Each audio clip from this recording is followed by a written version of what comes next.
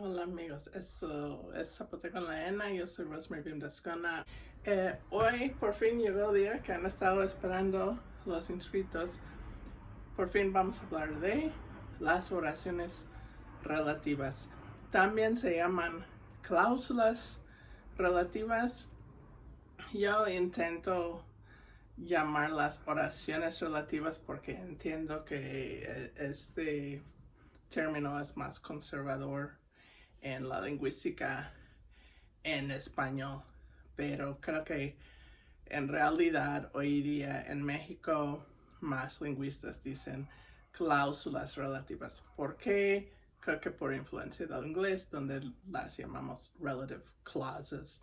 Bueno, pero como sea el nombre, oraciones relativas, cláusulas relativas, es lo mismo y ahora las vamos a definir. Hay oraciones relativas que son restrictivas y hay otras que son no restrictivas.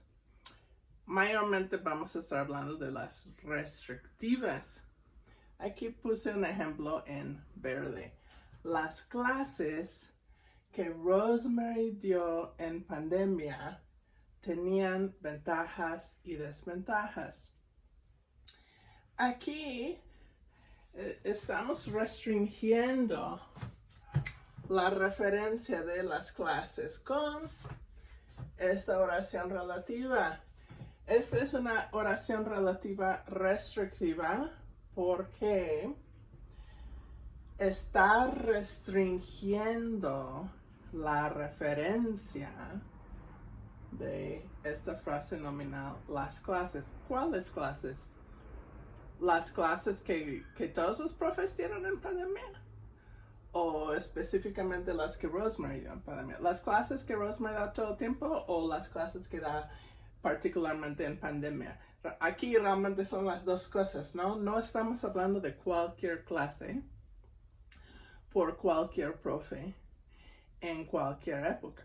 Estamos hablando específicamente de las clases que dio Rosemary y durante esta época de pandemia.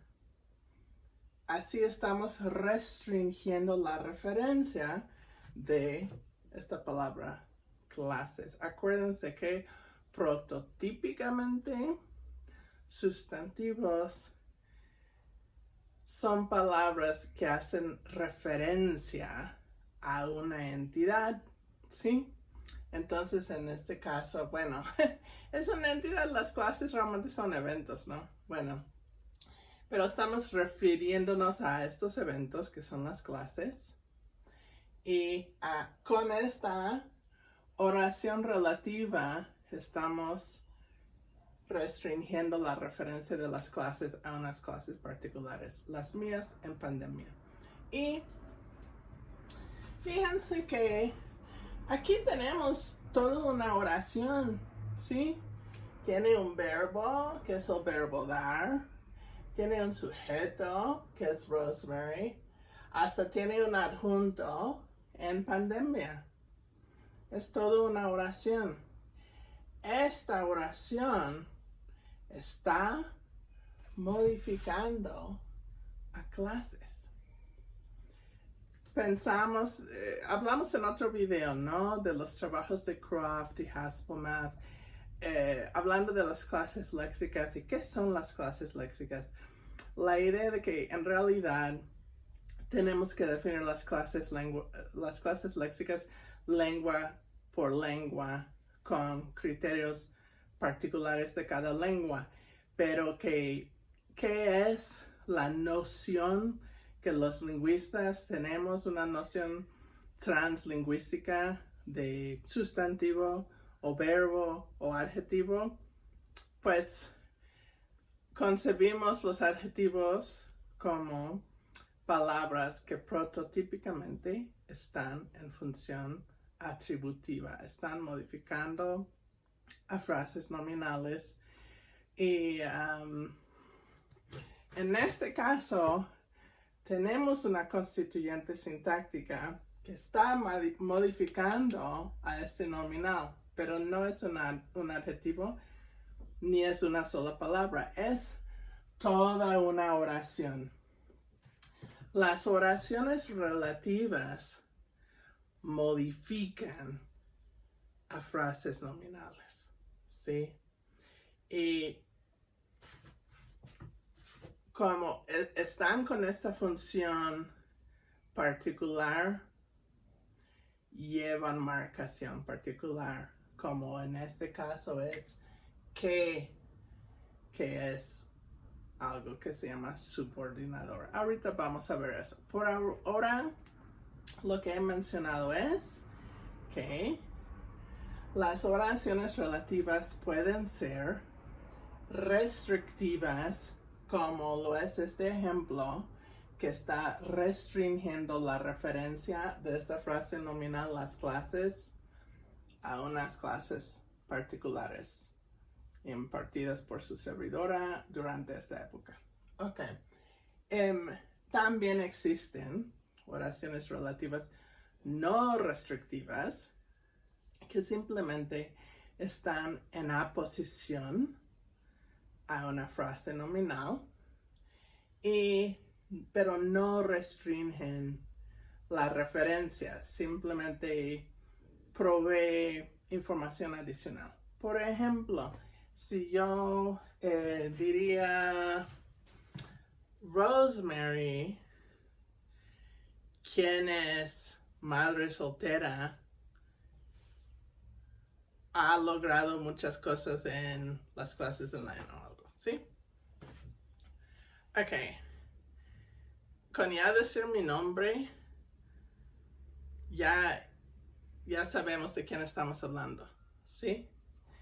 Y si yo agrego más información, que soy norteamericana, que tengo 25 años de experiencia con lenguas zapotecas, que soy madre soltera, que soy mujer, que X, ¿no?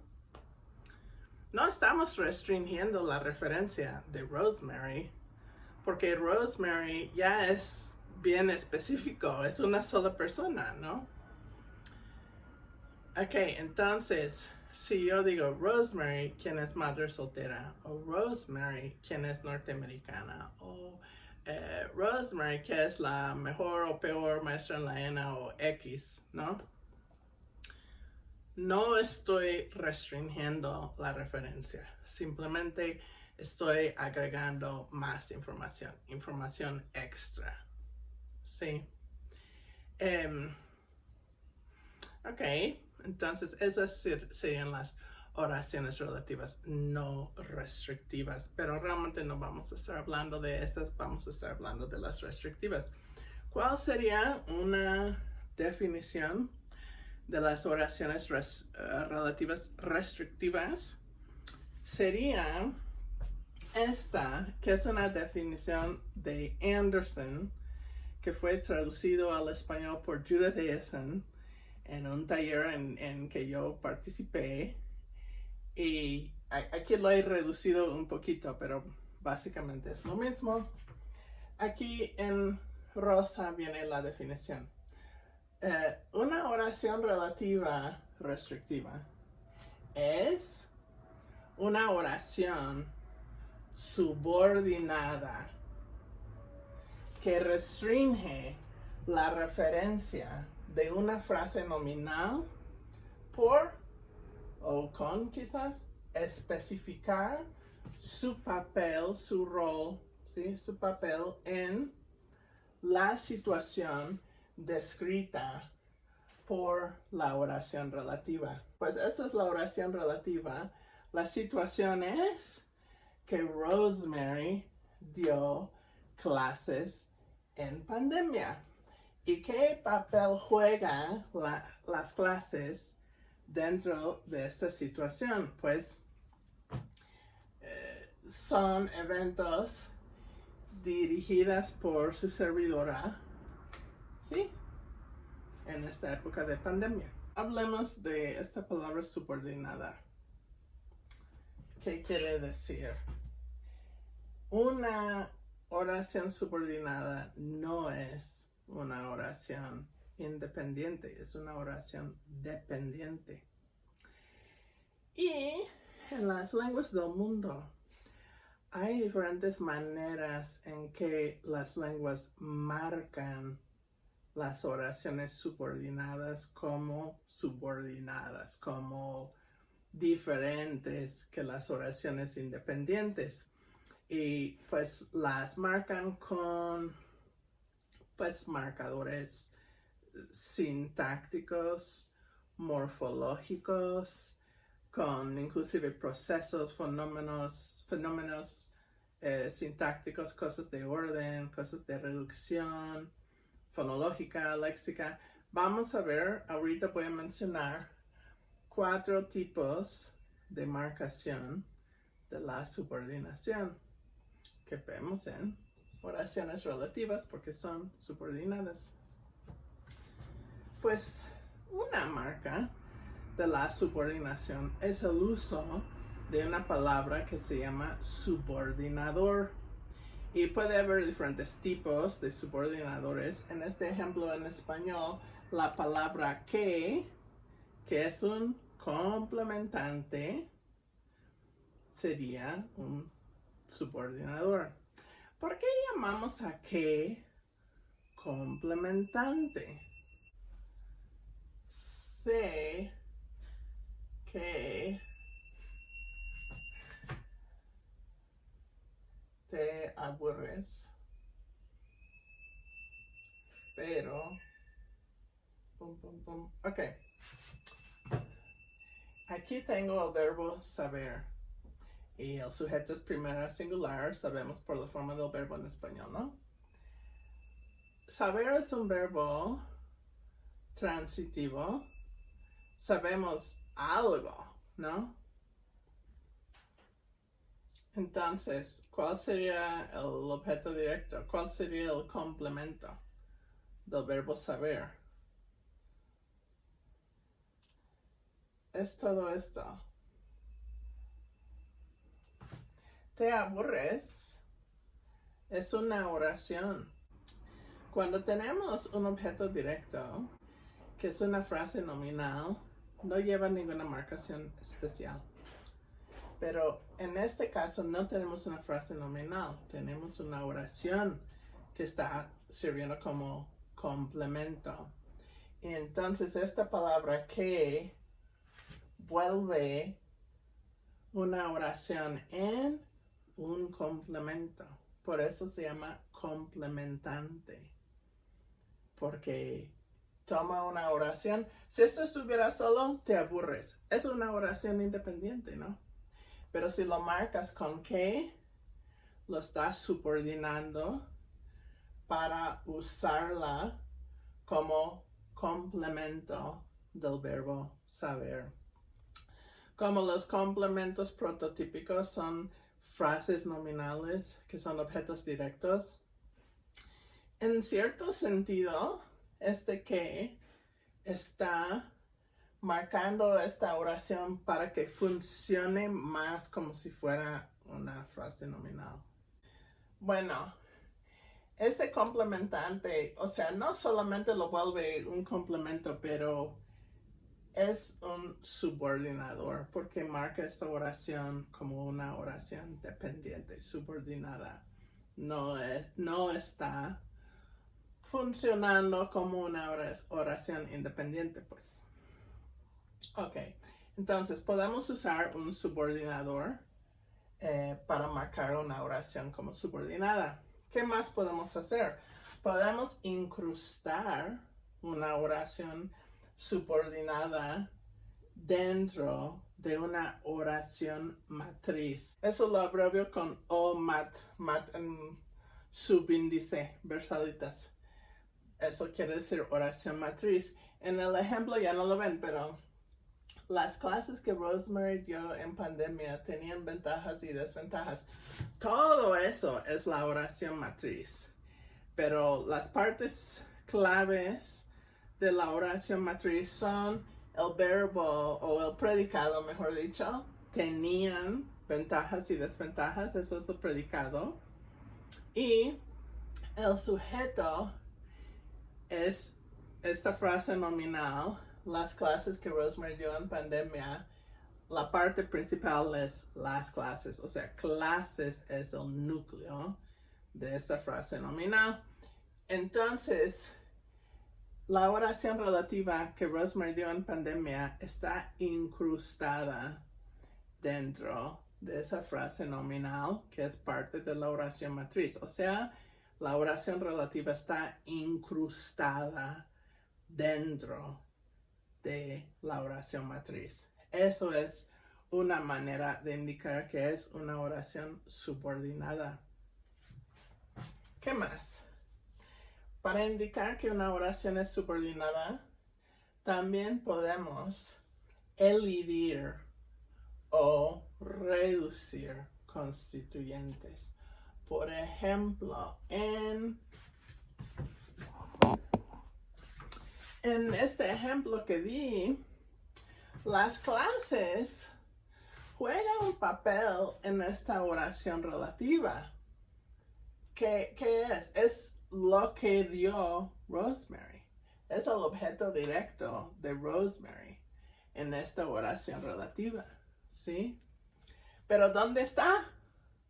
Dentro de lo que está en corchetes aquí, la oración relativa, ¿dónde están las clases? ¿En qué orden lo esperarías normalmente? En español, ¿verdad que lo más normal, prototípico es orden SVO? Rosemary dio clases en pandemia. Estaría aquí, ¿no? Pero no hay nada. No hay nada. Entonces, un análisis es que se elide, en este ejemplo, se elide la frase nominal las clases aquí.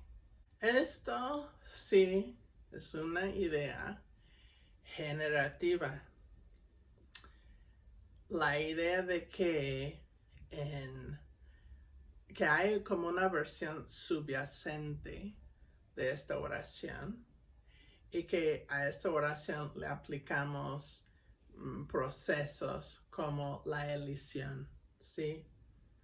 Y entonces solemos decir que aquí hay un hueco, algo que se llama hueco. Podría indicarlo con un 0 o quizás con un espacio en blanco subrayado, algo así. Este semestre, más que otros semestres, les he hablado de que hay diferentes escuelas de pensamiento en la lingüística, inclusive diferentes facciones sociales entre lingüistas. Y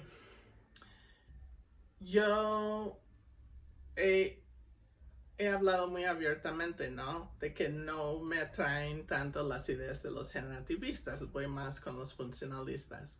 Pero a la misma vez, también creo que puede ser dañino etiquetarnos y escoger un equipo y no escuchar a nadie más. Tenemos que estar abiertos a diferentes ideas, ¿no? Simplemente buscar la verdad y buscar qué es la mejor manera de describir lo que observamos en el lenguaje. Mis intuiciones, preferencias, proclividades, como que no me es muy natural hablar de que, o sea, yo no estoy diciendo que no creo en la subyacencia, que no creo en estructuras abstractas, no estoy diciendo eso. Pero lo que yo sí diría es que creo que en la lingüística a veces nos pasamos con poner estructuras muy complejas en abstracto, que no aparecen en superficie. Yo siempre quiero amarrar mis ideas a lo que veo en la superficie, que es observable en la lengua. Y empiezo a ser escéptica cuando proponen muchas cosas que no están en la superficie, a veces sin mucha evidencia. Ok, entonces, aquí tenemos algo que no está en la superficie. ¿Sí? No se dice nada aquí. No se pronuncia una frase nominal durante este trozo de esta oración.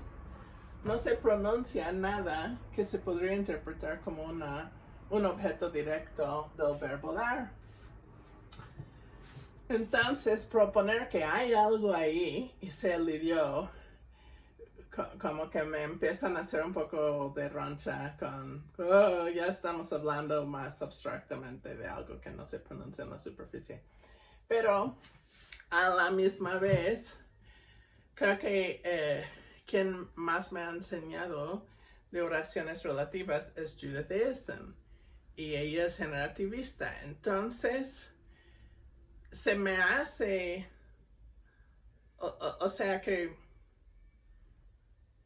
yo sí estoy pensando que sí hay alusión ahí, pero yo noto por qué, porque si otra persona me hubiera enseñado sobre las oraciones relativas, o si yo hasta la fecha hubiera leído mucho de funcionalistas hablando de oraciones relativas, qué sé yo, quizás tendría otras ideas, quizás es algo que voy a hacer en el futuro, pero hasta ahorita ella me ha influido más. Y entonces yo les estoy mostrando un hueco, pero nada más resalto esta parte porque quiero que empiecen desde ahora, ¿no?, a cuestionar los conceptos, evaluarlos, preguntarse si hay otras opciones, ¿sí? Si podrían concebirlo de otra forma o no, o si es la mejor opción.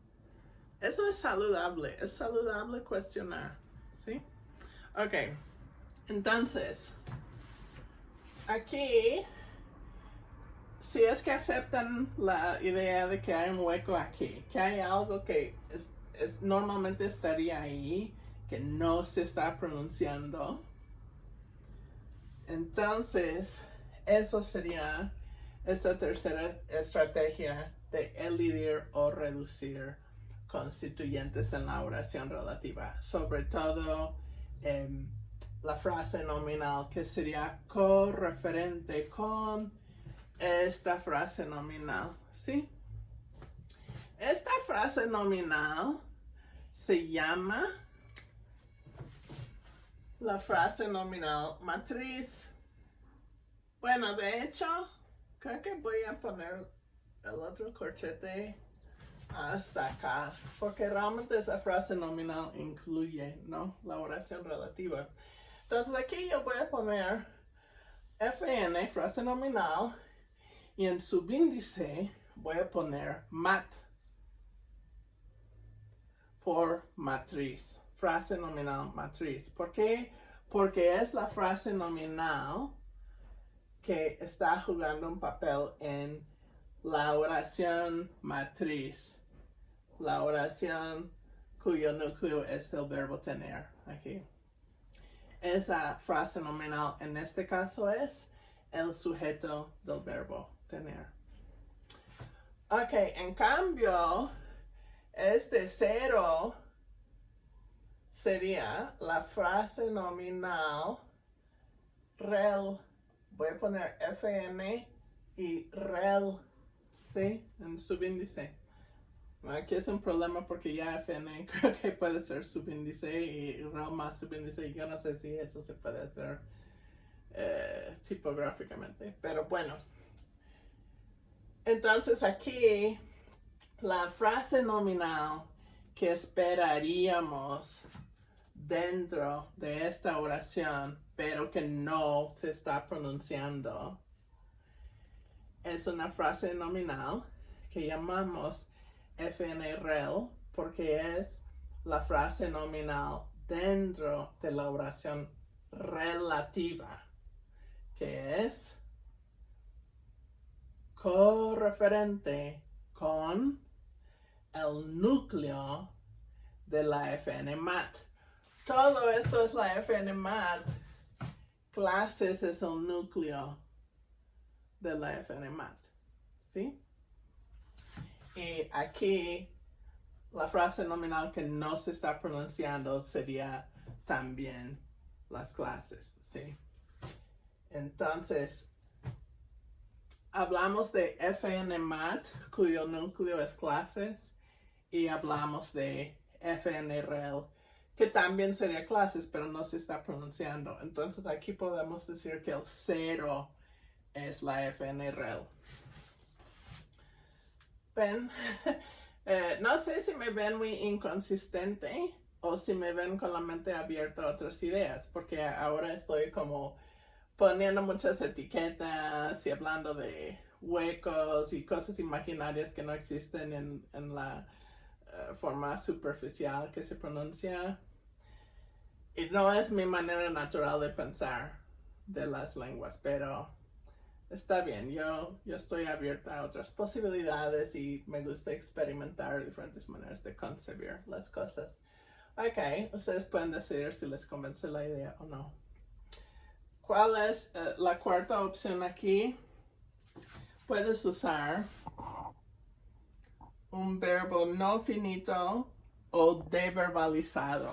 Puede ser una forma nominalizada. Acuérdense de cuando hablamos del subordinador que es un complementante. Yo dije que un complementante hace una oración poder funcionar como si fuera una frase nominal. No es eso como una especie de...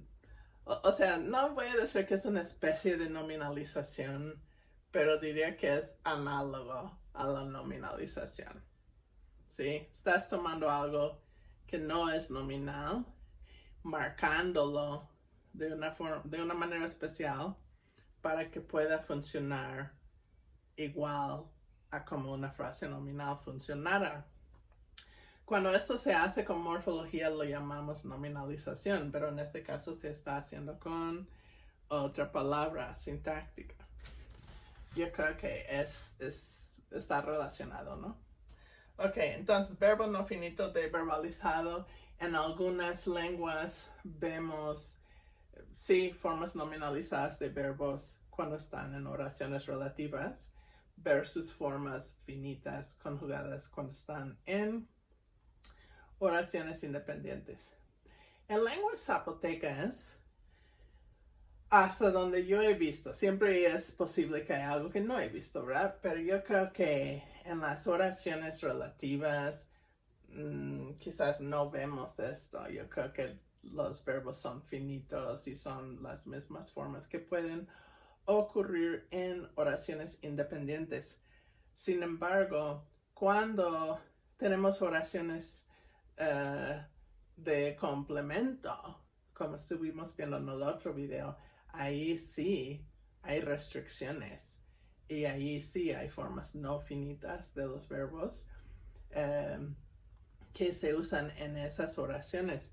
Esas oraciones también son subordinadas y eso es una manera que se están marcando como subordinadas. Por alguna razón me parece que eso no es lo que pasa en las oraciones relativas en zapoteco, pero las oraciones relativas y las oraciones de complemento ambas son oraciones subordinadas, pero aquí observamos una diferencia morfológica, ¿no? Que los verbos que son los núcleos de oraciones de complemento sí suelen ocurrir en formas no finitas, mientras que los verbos en las oraciones relativas sí pueden conjugarse y aparecer en formas finitas. Ok, ¿qué hemos visto hasta ahora? Hemos visto que las oraciones relativas restrictivas restringen la referencia de la FNMAT, una frase nominal que es parte de la oración matriz. Y hemos visto que son oraciones subordinadas y hemos visto que hay diferentes maneras en la morfosintaxis para indicar esa subordinación. Puede ser con una palabra particular que se llama subordinador.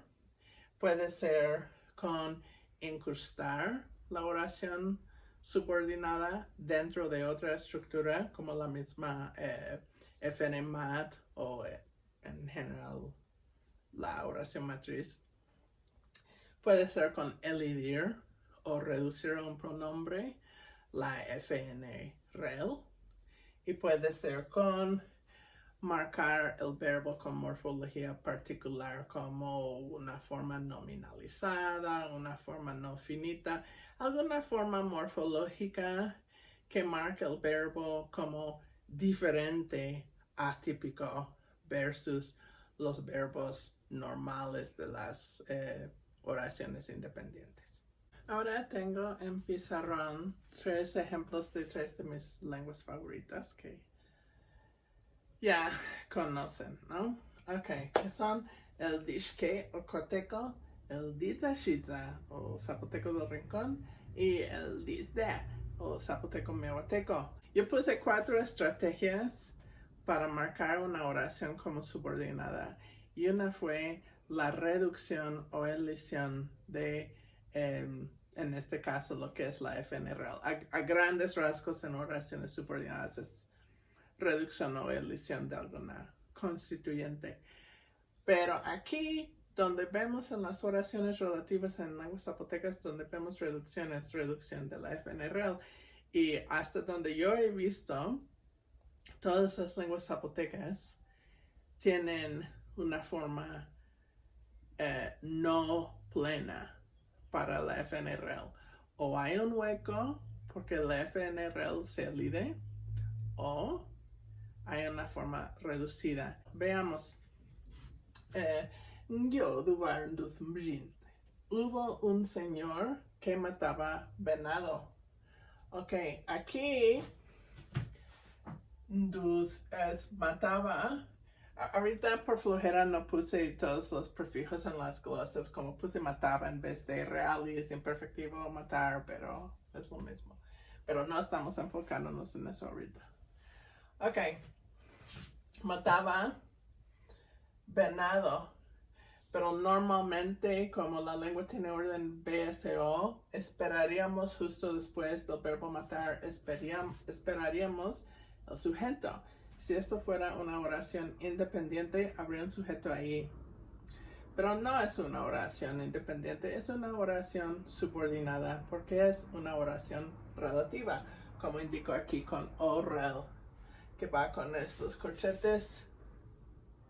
Entonces, decimos que hay un hueco ahí que puse 0 y lo marco como FNREL. ¿Sí? Ok, entonces aquí la FNREL se elide, no se pronuncia y decimos que hay un hueco. Eso es la forma más reducida que puede haber, ¿no? Porque se reduce a la nada. Si pasamos a Diza Shiza de Tenencia de Zaragoza, Nelson nos dijo en alguna clase,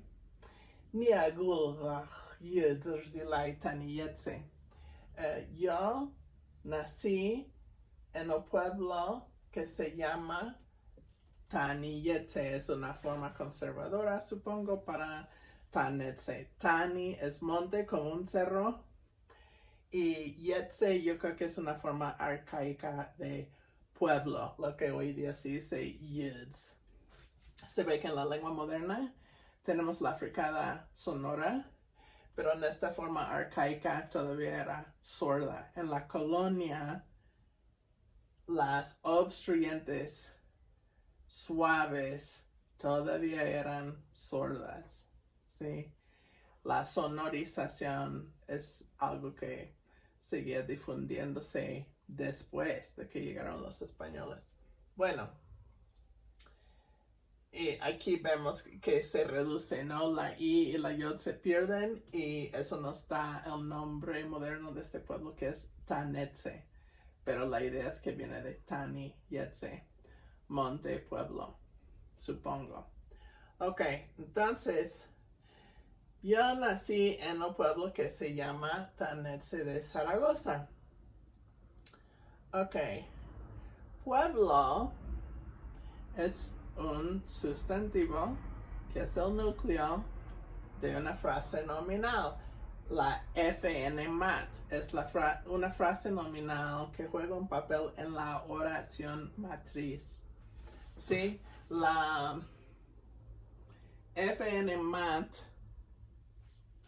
que es todo esto, juega un papel en la oración matriz, que creo que no marqué por falta de espacio. Pero yud es el núcleo de la frase nominal matriz. La frase nominal matriz en este caso es un adjunto en la oración matriz. Nelson no está obligado a decirnos dónde nació, pero cuenta que nació, aparentemente nació porque existe y está contándonos esto, ¿no? Y opta por darnos la información de dónde nació. Y nació en un pueblo que se llama Tanietse. Entonces, el pueblo que se llama Tanietse es la FNMAT, que es un adjunto para esta oración con el verbo nacer. Ahora, yud es el núcleo de la FNMAT. Y la oración relativa está modificando a ese núcleo yud. Ok, ¿cuál pueblo? ¿Cuál de todos los pueblos del mundo? El que se llama Tanietse. ¿Sí? Ok, entonces, aquí este verbo, veamos algo. Aquí, en Coateco, tenemos un hueco donde esperaríamos el sujeto de matar. Pero sabemos quién es el sujeto, que es ar. Ar aparece aquí en la FNMAT, pero se elide aquí donde ocurriera como la FNREL. Aquí, yuds también es el sujeto de llamarse, ¿sí? Es el pueblo que se llama Tanietse. Bueno, en esta lengua no tenemos un hueco aquí. Lo que tenemos es un pronombre resuntivo, que es esta yod, que es pronombre de tercera persona inanimado. Y es inanimado porque un pueblo es inanimado. Un pueblo no es un ser animado, no es un animal, no es una persona, no es un dios, es un pueblo. Entonces, si vamos a referirnos anafóricamente al pueblo, vamos a usar el pronombre de tercera persona inanimado. Un pronombre resuntivo es un pronombre normal. Es un pronombre que está en el paradigma, el juego de pronombres personales. Yo creo que en otro video les mostré, ¿no? Cuáles eran los pronombres personales del Dizashiza, ¿no? Y de hecho también del Dishke, no me acuerdo cuántas lenguas les mostré. Pero esto es el pronombre normal que vemos también en oraciones independientes. No es algo particular de oraciones relativas. Pero se llama pronombre resuntivo porque ya se ha mencionado el sujeto y estamos volviendo a mencionarlo, pero con una forma reducida, que es un pronombre, no una frase nominal plena. Yuds es una frase nominal plena, es un sustantivo léxico, no es un pronombre. La yod sí es un pronombre. Esto es una palabra léxica, esto es un morfema gramatical.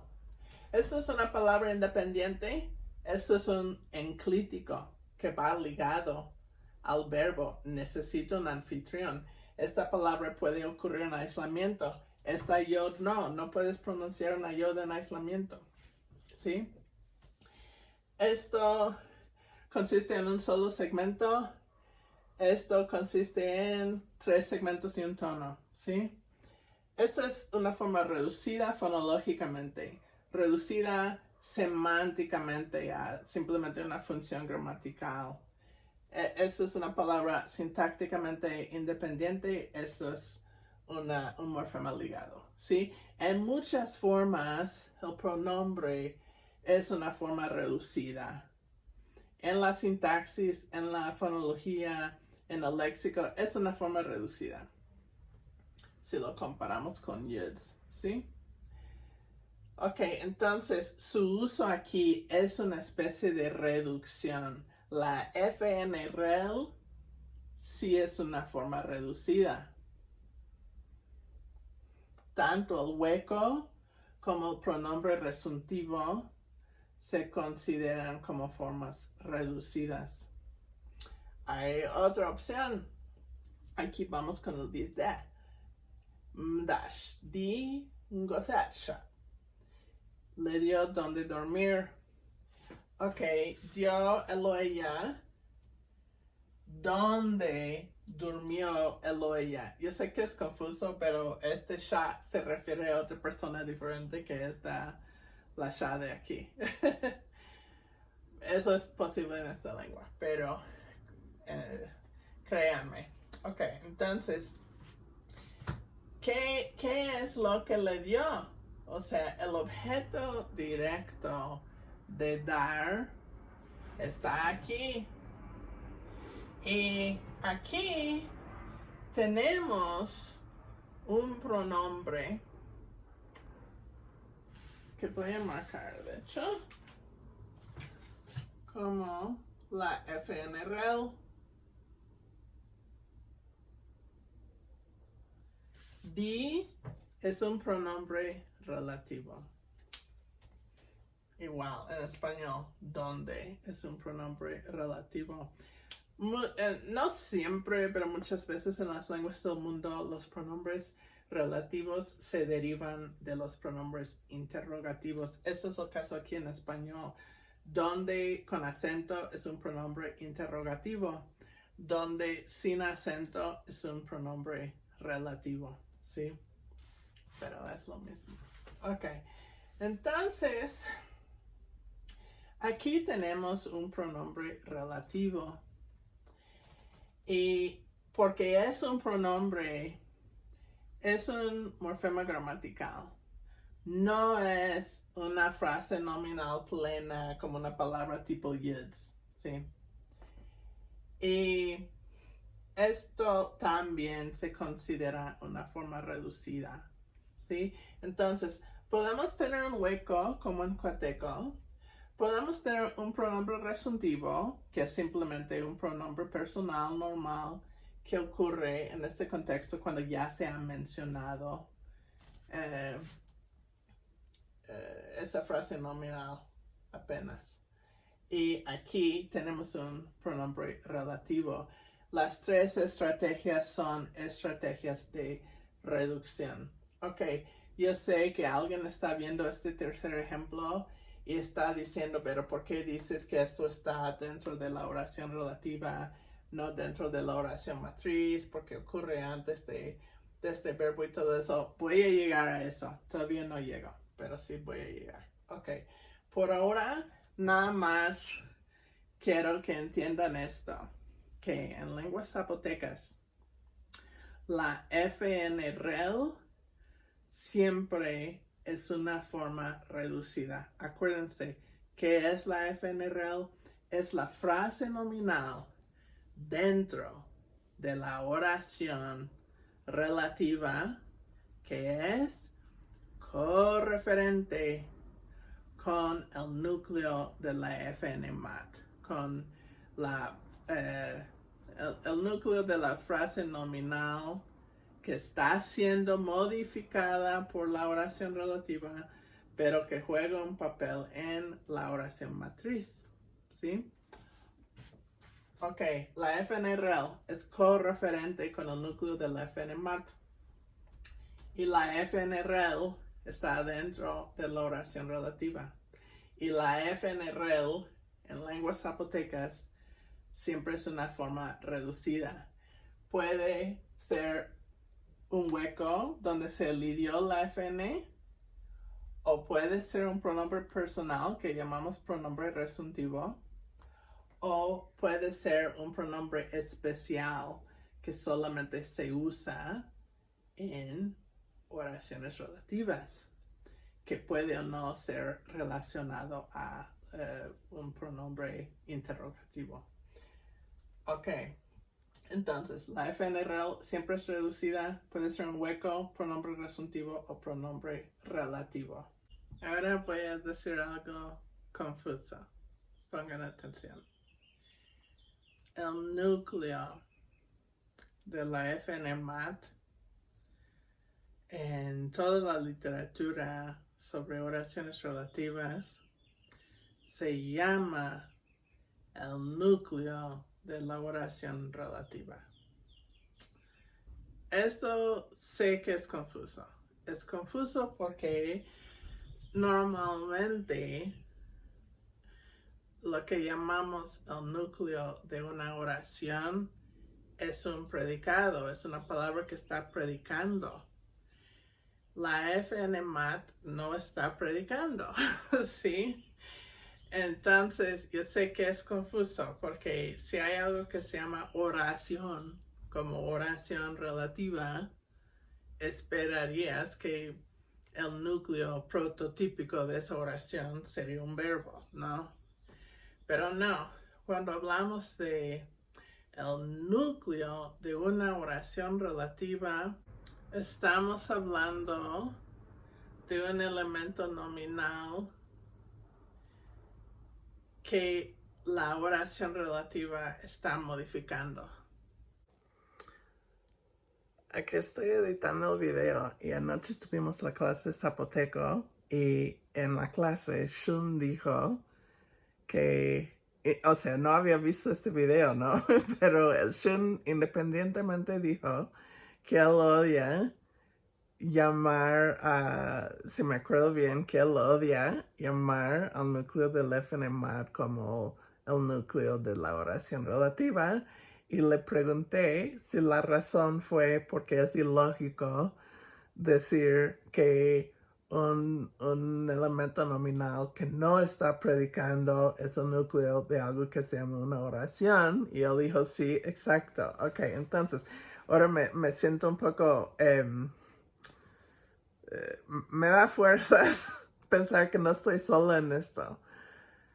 Yo creo que sí es ilógico llamarlo así, pero las personas que me han enseñado o en literatura que he leído están usando este término así y he estado como conformándome, ¿no? Ok, entonces, ¿qué es el punto importante para ustedes saber?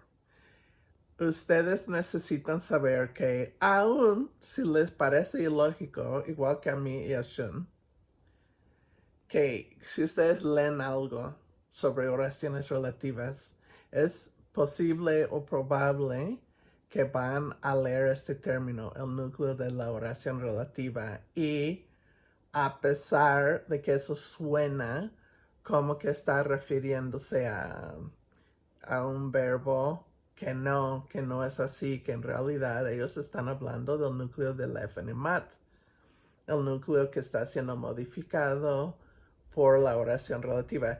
Tienen que entender que a eso se están refiriendo los autores, ¿sí? Pero ustedes tienen cerebros igual que yo, igual que Shun, igual que otras personas, pueden reflexionar, pueden indagar más, pueden preguntarles a sus otros maestros por qué se llama así, y quizás alguien les da otra respuesta que lo justifique, o quizás empiezan a cuestionarlo, igual que yo y Shun lo estamos cuestionando.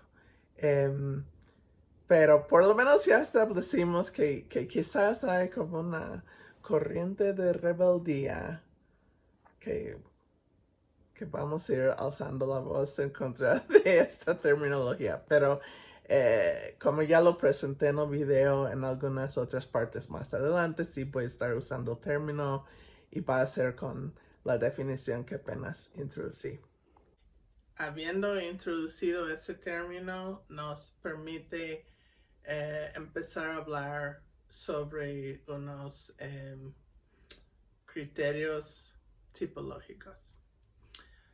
Las oraciones relativas, si estás comparando oraciones relativas en las lenguas del mundo,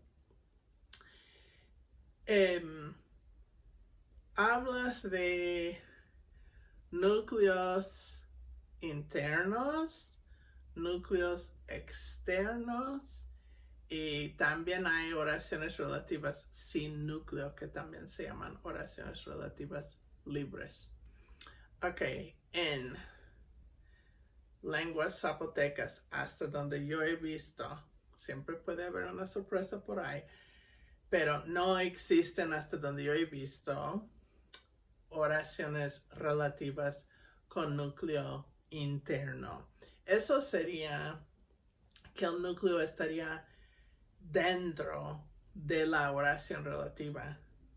Que yo sepa, no existe en lenguas zapotecas. Creo que sí existe en lenguas mijisoquianas, pero no en lenguas zapotecas. Y tiene que ver con el orden, porque si una lengua tiene oraciones relativas con núcleo interno, suele ser una lengua con orden OV, donde los objetos ocurren antes del verbo, de los verbos. Pero lenguas zapotecas tienen orden BO y es menos esperado, y de hecho sí, no lo hemos visto. Las lenguas zapotecas suelen tener oraciones relativas con núcleo externo, como por ejemplo lo que hemos visto aquí. Ar es el núcleo de la FNMAT. Ar es el elemento nominal que está siendo modificado por la oración relativa. Esta oración relativa, que es restrictiva, como todas las que estamos viendo, está restringiendo la referencia de ar, ¿sí? Entonces, este elemento nominal que es modificado por la oración relativa, decimos que es el núcleo de la oración relativa.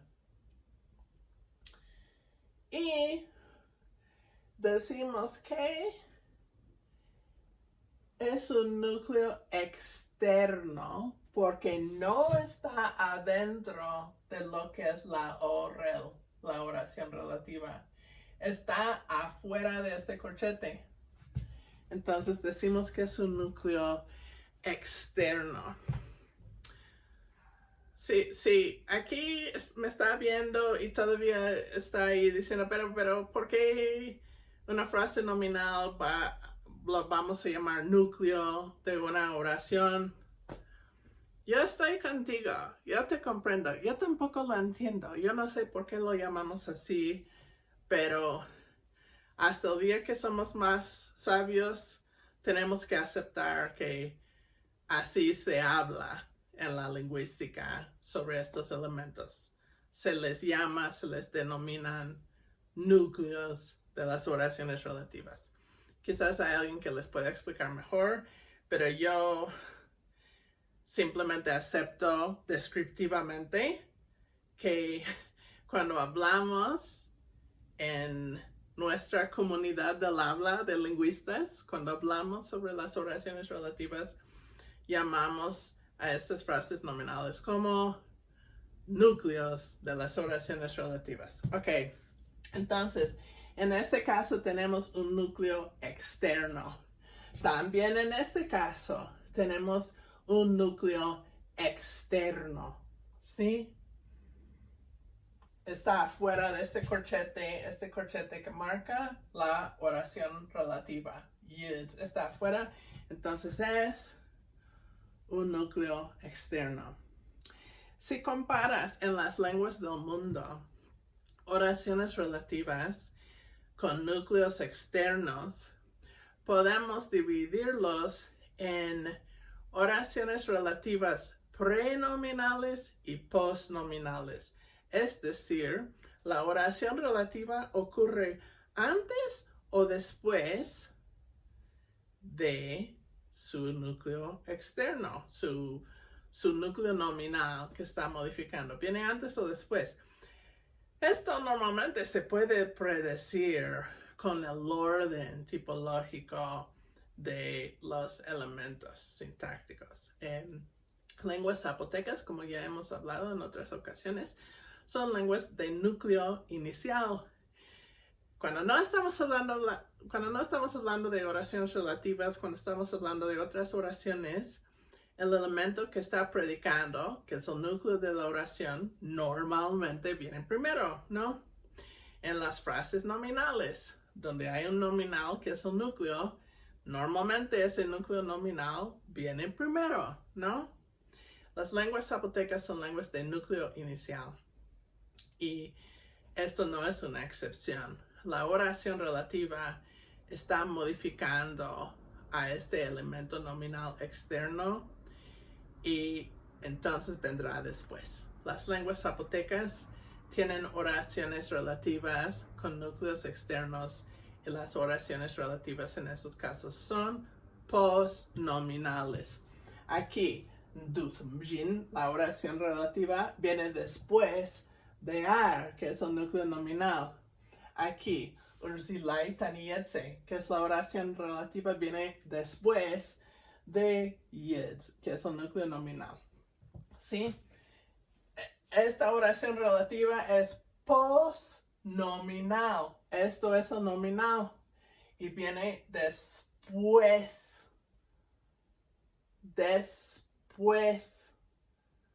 Pues en después es cognada con post en postnominal. ¿Sí? Ok. ¿Vieron el último video donde hice una broma de pues y post?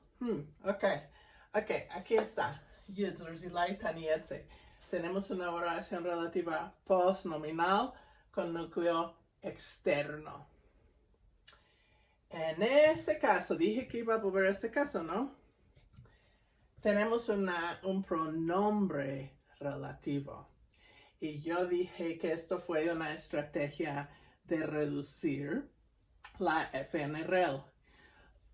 Usar un pronombre relativo para indicar la FNRL es una estrategia de reducción porque no es una frase nominal plena, es una frase nominal que consiste de una palabra gramatical que es el pronombre relativo, ¿sí? Ok. Y dije que a lo mejor estaban con dudas viendo el orden en esta oración. Como viene antes de este verbo, quizás están pensando, pero ¿por qué no consideramos que esto está en la oración matriz? Bueno, los ejemplos que les estoy mostrando hoy, los estoy tomando de un volante que hice el año pasado en Zapoteco 3. Creo que lo voy a subir en mi página web. Si ustedes me están viendo mero en YouTube, pero quieren ver este volante, vayan a mi página rosemarybeamdescona.com. En la pestaña de cursos, la página de Zapoteco 3 y van hasta abajo donde aparece este video. Junto a este video voy a colocar un PDF de ese volante. Si quieren más detalles de los ejemplos que les estoy mostrando, ¿no? Y ese volante es una síntesis de ideas que yo adquirí de Judith Essen en este taller sobre oraciones relativas que ya les mencioné, ¿no? Y usando unos ejemplos que yo presenté en ese taller. Aquí, en este ejemplo, este tipo de ejemplo se llama, este tipo de oración relativa se llama oración relativa libre. O también se llama, como sinónimamente, oración relativa sin núcleo. Que quiere decir que no hay un núcleo externo, ni tampoco interno, ¿eh? Simplemente la oración relativa sola funciona como ese elemento nominal dentro de la oración matriz. Y entonces se considera que este pronombre relativo es una FNRL reducida y se considera que está dentro de la oración relativa y no hay un núcleo externo. O sea, no hay un núcleo, pues. Se llama una oración relativa libre. También, hablando de la tipología, podemos hablar de oraciones relativas de núcleo ligero. En otras ocasiones hemos mencionado este término ligero, ¿no? Cuando hemos hablado de las construcciones de verbo ligero.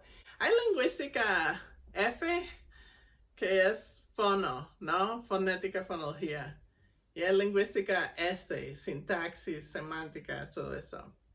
Cuando estamos hablando de lingüística S, cuando decimos ligero, estamos hablando de la semántica. Verbos ligeros tienen menos contenido semántico que otros verbos. Entre más específico es el sentido de un lexema, podremos decir que es más pesado semánticamente. Y cuando tiene un sentido más general o casi ni tiene un sentido particular, es más como una función gramatical, vamos a decir que es un elemento ligero. Entonces, podríamos, yo creo que en el volante tengo como una jerarquía, como un continuo, ¿no? Como una, si no me equivoco, mostré ejemplos de perros, ¿sí? Que si hablamos de chihuahueños, esa palabra es semánticamente pesada, porque, a ver, ¿qué quiere decir? ¿Qué es todo lo que quiere decir chihuahueño en este contexto? Quiere decir que es un canino. Quiere decir que es una raza mexicana, precolombina, chiquita, etcétera, etcétera, etcétera, ¿no? Todo lo que sabemos de chihuahueños está en ese lexema. Y si decimos perro, no es tan pesado semánticamente que chihuahueño, ¿sí? Porque tiene un sentido más general. Ahora quiere decir canino. Pero no nos dice qué tipo de canino, no nos dice qué tan feroz, qué tan peludo, qué tan grande, no nos dice nada de eso. Nada más es algo más general, canino. Pero canino o perro todavía es semánticamente más pesado que otra palabra como animal. Animal es un sustantivo genérico que incluye a muchas especies de animales. Un pronombre ma que se usa en Coateco, por ejemplo, que es un pronombre de tercera persona animal, ¿sí? Que es un morfema gramatical, no es semánticamente pesado, es semánticamente ligero. Entonces realmente no, esto no es una dicotomía entre morfemas ligeros y morfemas pesados, es más bien un continuo. Y hay lexemas más pesados o más ligeros, o sea, menos pesados, pero hay puntos intermedios, ¿no? Pero cuando llegas a pronombres, yo creo que ya estamos hablando de lexemas ligeros, aunque yo diría personalmente que los pronombres en lenguas zapotecas son más pesados que los pronombres en lenguas europeas. Español, que tiene de pronombres, pensamos en tercera persona de singular, nada más él y ella, nada más son dos. Y eso no es solamente para hablar de hombres y mujeres, es para hablar de animales, de cosas, de eventos, de cosas abstractas, o sea, todo o es él o es ella, ¿sí? Dos, nada más. ¿Cuántos pronombres de tercera persona de singular tiene una lengua zapoteca? Como hemos visto en otro video. puede haber uno para cosas inanimadas, puede haber otro para animales, luego puede haber uno para bebés versus adultos, puede haber uno para dioses versus humanos. De los humanos adultos lo puedes dividir por género, lo puedes dividir por cuestiones sociales, como si le debes prestar respeto o no, si es tu cuate de tu mismo nivel, si es alguien desconocido. O sea, fácilmente puede haber 5 pronombres de tercera persona de singular que contiene más información que los de español, que nada más distinguen género masculino y femenino y eso es todo. ¿Sí? Pueden entrar cuestiones sociales, cuestiones de animosidad, pueden haber más categorías, ¿sí? Que todas las entidades en el mundo se dividen en estas categorías y son más categorías, que quiere decir que son más específicos. Ok, pero de todos modos vamos a decir que son elementos ligeros. Aquí agregué otro ejemplo nuevo también del Dizda o zapoteco mihuateco. Y esto es un ejemplo de un núcleo ligero.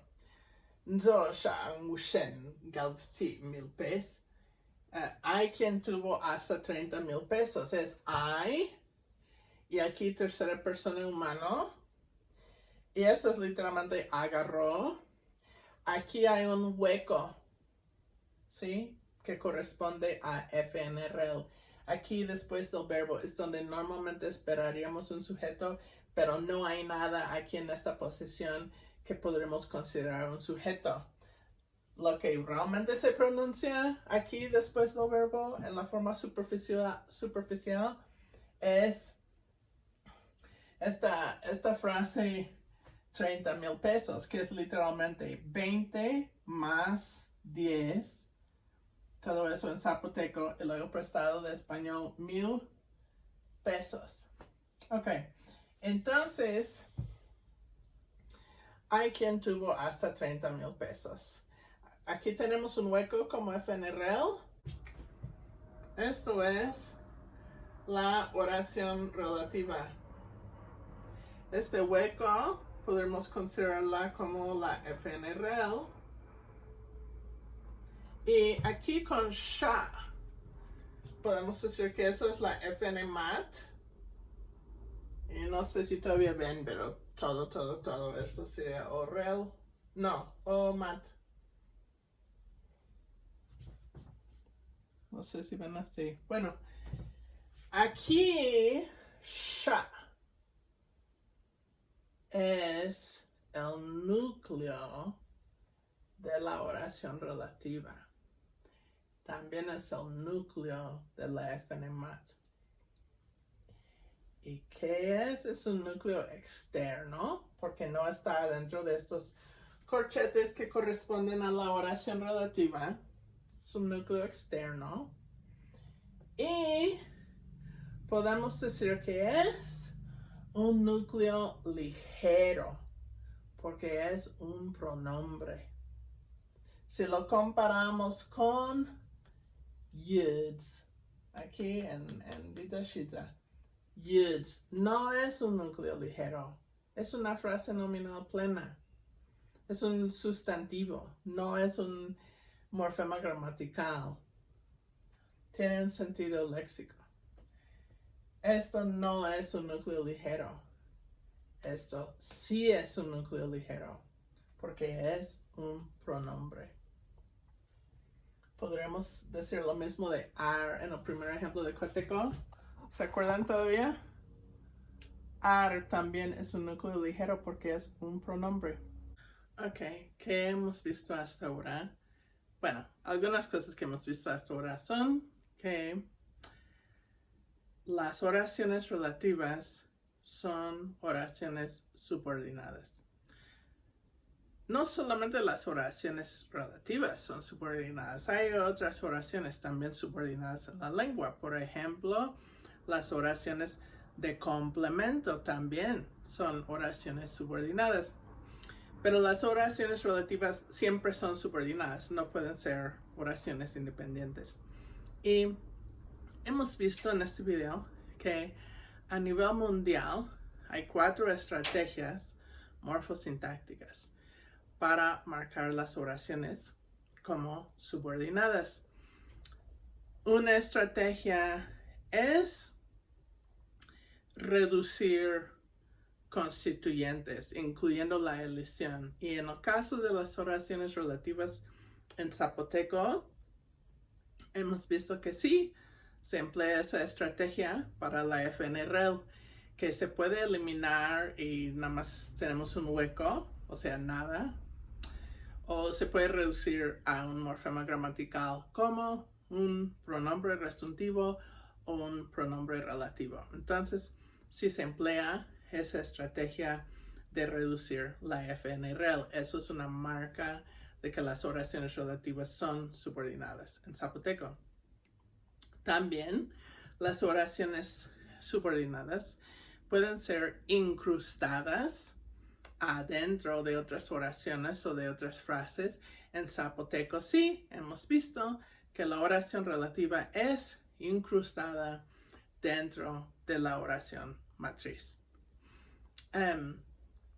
También hemos visto que una estrategia para marcar las oraciones subordinadas es usar morfología especial en el verbo, por ejemplo, como una forma nominalizada, una forma no finita, y eso no parece ocurrir en oraciones relativas en zapoteco, pero sí en oraciones de complemento que también son subordinadas. Y la cuarta estrategia es marcar la oración subordinada con un subordinador, por ejemplo, el complementante que en español. Y esto sí existe en lenguas zapotecas. Vamos a ver aquí un caso de coateco. Davmegosh do shana dagos mjin. Dijo el viejito al que va a cambiar venado. En español, este al es la preposición a más el determinante el, ¿no?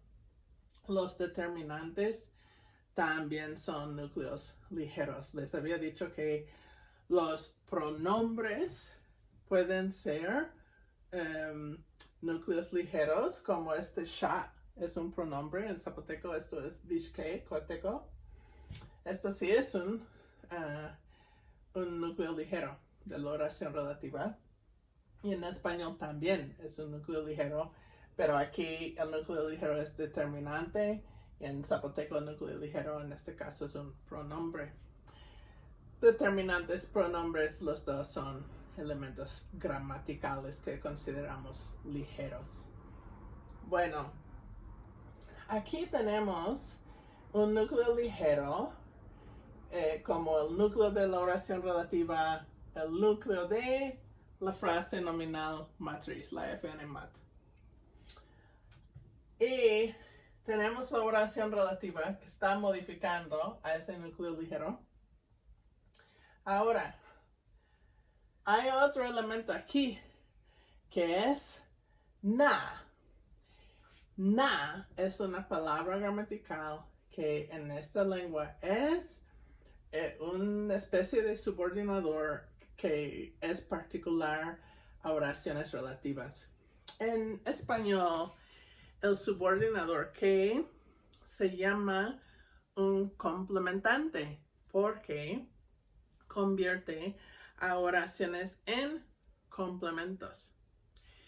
En este caso, el na tiene un uso más restringido, que es únicamente con oraciones relativas. Entonces, decimos que este na es un relativizador, ¿sí?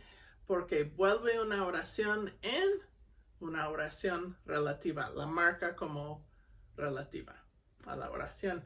Entonces, por eso lo glosamos como rel, ¿sí? Entonces, es equivalente al que de español, pero el que de español tiene un uso más amplio porque también marca oraciones de complemento que no son oraciones relativas. Y por eso ahí en español, si estuviéramos glosando la oración en español, probablemente vamos a poner comp o algo así para complementante, pero aquí el na lo vamos a glosar como rel. Aquí les puse otro ejemplo del disda.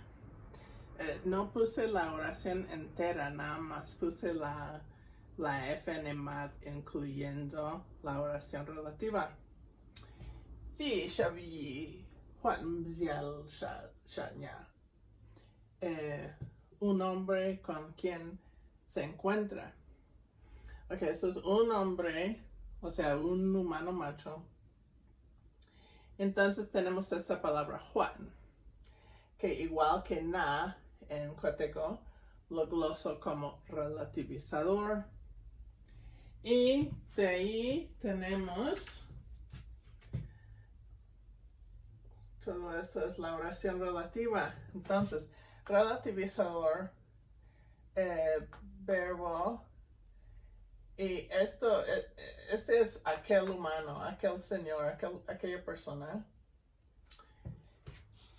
Esto es el sujeto de toparse, encontrarse. Y esto es, yo creo que realmente este verbo, aquí puse se topó como si fuera un verbo toparse, ¿sí? Y en la traducción se encuentra, encontrarse, ¿no? Eso les da la idea de que es un verbo intransitivo, pero no es así. En realidad, este verbo es toparse con, encontrarse con, porque tiene que tener un segundo argumento. Podríamos considerar que es un objeto directo, lo que quieran considerarlo, pero hay otro argumento. Entonces, o sea, aunque no hay una preposición, el sentido es equivalente como si hubiera una preposición en español, ¿sí? Toparse con alguien. Entonces, se topó aquella persona con frase nominal. Es lo que esperaríamos ahí, pero no hay nada. Es un hueco correspondiente a la FN rel, que sería correferente con este shabigi aquí, que es un nombre. Ok, ahora, la razón que puse este ejemplo fue para llamar su atención a esta palabra Juan. Hay diferentes relativizadores en lenguas zapotecanas, aunque tengan la misma función, pueden tener diferentes formas fonológicas, capaz tienen diferentes etimologías.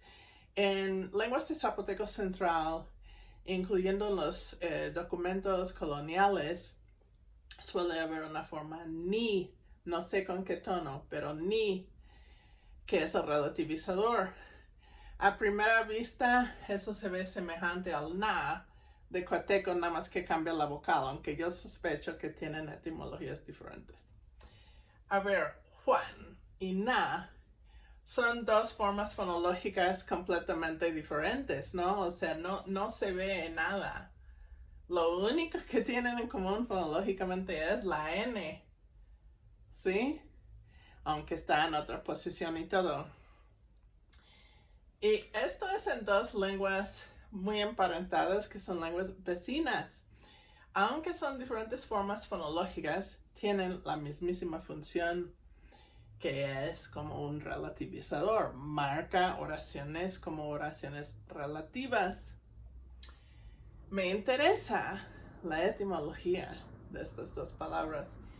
Juan en Miohuateco también quiere decir cosa. Esto es la palabra cosa. Si tú hablas de una cosa, puedes decir Juan. Pero aquí, esta misma forma está funcionando como un relativizador. Entonces, la palabra con el sentido cosa, aquí se ha gramaticalizado como un relativizador. Interesantemente, Coateco dice que es muy semejante al Miohuateco, pero muchas de las diferencias entre el Coateco y otras lenguas de Zapoteco del Sur, como el Miohuateco, muchas de las diferencias se basan en el hecho de que Coateco tiene más influencia de chatino, de lenguas chatinas.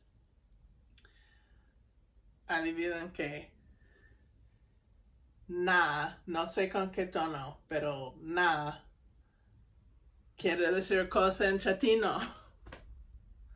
Acuérdense que chatino preserva el acento yámbico del proto-zapotecano, mientras que el zapoteco en bisílabos pasó el acento de la última a la penúltima en bisílabos, ¿sí?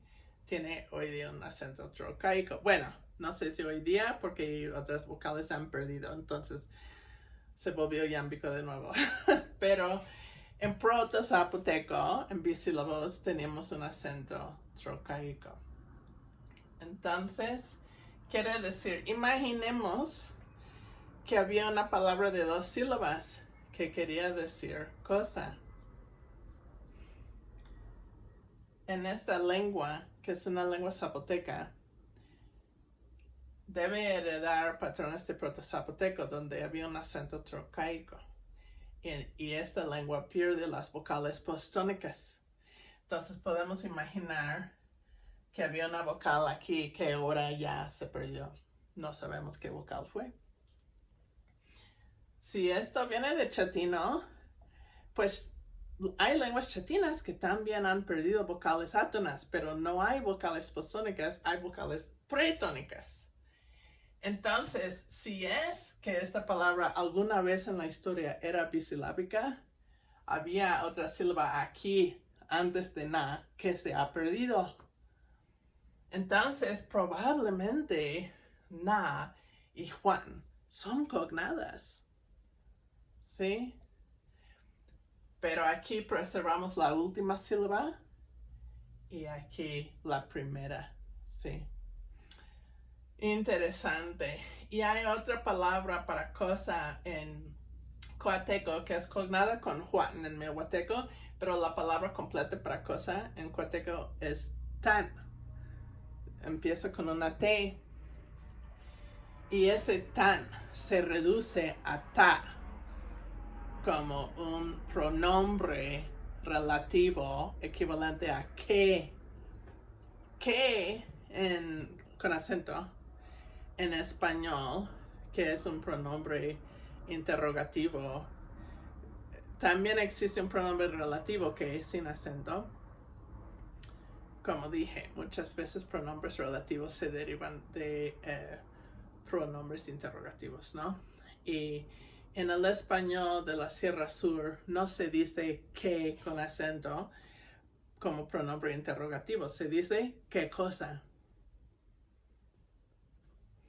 Porque de hecho, cuando tú quieres preguntar qué comiste, dices algo que en zapoteco tiene un prefijo interrogativo más esta palabra para cosa, como chicuán. ¿Qué cosa? Y eso se traduce literalmente, se calca al español de la Sierra Sur y es ¿qué cosa? Bueno, en coateco tan es cosa y hay una forma reducida ta, que es un pronombre relativo, que es el que, pronombre relativo, ¿sí? La casa que está sobre bla, bla, bla, ¿no? La casa a la cual voy a ir más tarde, algo así. ¿Cuál? ¿Qué? Bueno, lo importante es que aquí vemos que la palabra cosa se puede gramaticalizar. Y yo puedo imaginar que quizás primero se gramaticaliza como un pronombre relativo y después se extiende y funciona como un marcador de relativo en general. Que deja de ser un pronombre relativo, se convierte en un relativizador. Y aquí está la prueba. Aquí, ¿cuál es el núcleo de la oración relativa? Pues aquí, el hombre, ¿sí? un nombre no es una cosa. O sea, no es literalmente una cosa. Entonces aquí ya no tiene el sentido de cosa, ni de qué, como qué cosa. Tiene el sentido de relativizador. Es como el que de español, que es que complementante. Sí, no que pronombre relativo. Ok. El hombre que se topó con... El hombre con quien se encuentra. A ver, entonces parece que el hombre...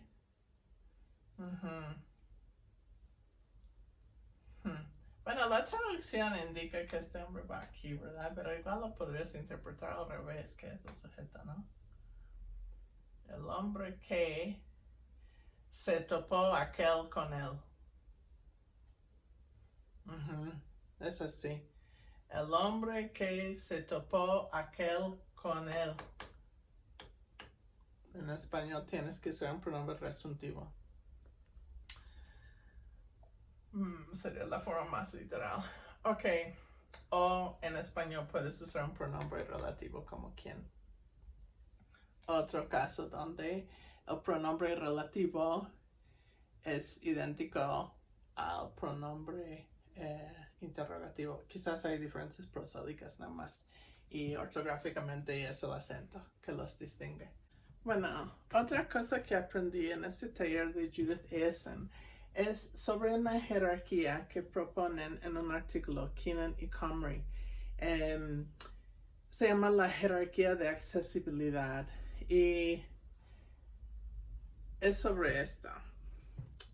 Comparando, creo que ellos compararon unas 50 lenguas por todo el mundo y encontraron que estrategias para marcar la subordinación en oraciones relativas. Estrategias como las que hemos visto, ¿no? Como reducción, es decir, un hueco, un pronombre resuntivo o un pronombre relativo en vez de una frase nominal plena en la oración relativa, o el uso de un subordinador. Esas estrategias pueden variar en los contextos en los cuales los puedes usar, ¿sí? Y esto depende de las relaciones gramaticales de la FNREL dentro de la OREL, ¿sí? Parece que todas las lenguas del mundo pueden relativizar la FNREL cuando es un sujeto en la oración relativa, pero no necesariamente lo vas a tratar igual o no necesariamente lo puedes relativizar si estamos hablando de una frase nominal que es un adjunto. En las volantes de Judith Essen aquí tengo adjunto, pero ahorita estuve checando el artículo original y usaron otro término en esta última posición como objeto de comparación o algo así, pero pues vamos con adjunto por ahora. Un elemento que por lo menos no es estos otros elementos. En la jerarquía, en la posición más alta en la jerarquía tenemos sujetos, luego objetos directos, luego objetos indirectos, luego argumentos oblicuos, luego genitivos y por último adjuntos. La predicción de Keenan y Comrie es que si tienes una estrategia, por ejemplo, la estrategia de hueco o la estrategia de usar un relativizador, ¿sí? Alguna estrategia, alguna especie de marcación, ¿no? Si lo puedes usar en algún punto, digamos que encuentres un ejemplo donde la FNREL dentro de la OREL es un argumento oblicuo, digamos. Entonces, esta jerarquía predice que si tú encuentras esa estrategia con oblicuos, con argumentos oblicuos, que esa estrategia también la vas a poder usar en todas estas posiciones mayores en la jerarquía, pero no necesariamente podrás usar esa estrategia en las posiciones inferiores en la jerarquía. Tú tienes que buscar datos, tú tienes que elicitar quizás, buscar en textos, etc. Tú tienes que determinar si hay ejemplos aquí. Si tu primer ejemplo está acá, vas a asumir que se puede con estos, pero vas a seguir investigando hasta encontrar que aplica a toda la jerarquía o hasta cierto punto en la jerarquía. En el caso de los ejemplos que yo he visto en zapoteco hasta ahora, por lo menos en lenguas que yo he trabajado, yo no he encontrado estrategias que llegan a medias en esta jerarquía. O sea, las estrategias que les he mostrado, como la estrategia de hueco, la estrategia con el relativizador, se puede desde sujetos hasta adjuntos. Nada más les muestro un ejemplo. Aquí es el cuento del cazador, ¿no? Yo man zombie. Yo quiere decir I es estativo de un verbo posicional. Ma es el pronombre animal. Es el sujeto de haber, del verbo haber, o creo que originalmente ese verbo quiere decir como estar contenido, pero no. Ahorita siempre lo escucho traducido como haber. Ok. Zo es el estativo de estar parado. B es gusano. Aunque literalmente esto es estar parado, en términos prácticos se traduce también como haber, existe, pues. Y esto se tradujo como hay animales gusaneados. ¿Pero qué dice literalmente en zapoteco? Hay animal que está parado gusano en él. Mi interpretación es que, mira, no puse todos los corchetes, ¿verdad? A ver, este hueco sería la FNRL y eso está dentro de la ORL y esa ORL está en esta FNMAT modificando el núcleo y esta FNMAT es parte de la OMAT. Ok, fíjense de la posición. Esto es un verbo posicional, es un verbo intransitivo, quiere decir estar parado o inclusive existir. Y el sujeto es gusano. O sea, literalmente es hay animal, está parado gusano. Pero yo creo que hay una relación aquí. Yo creo que esta oración está modificando a animal. Hay animales que están gusaneados, o sea, hay animales que en ellos están los gusanos, ¿sí? Acuérdense, no hay marcación de número, entonces gusano, gusanos es igual. Si un error con el tono es B. Ok. Entonces, ¿por qué puse un hueco aquí? Lo puse ahí porque yo considero que animal, el papel que juega aquí es de un adjunto. Yo lo estoy interpretando como una expresión locativa. Es donde los gusanos están parados. Están parados en los animales que hay en este corral que tiene la mamá del rayo. Ok. Entonces, los adjuntos en zapoteco suelen venir hasta el último de la oración.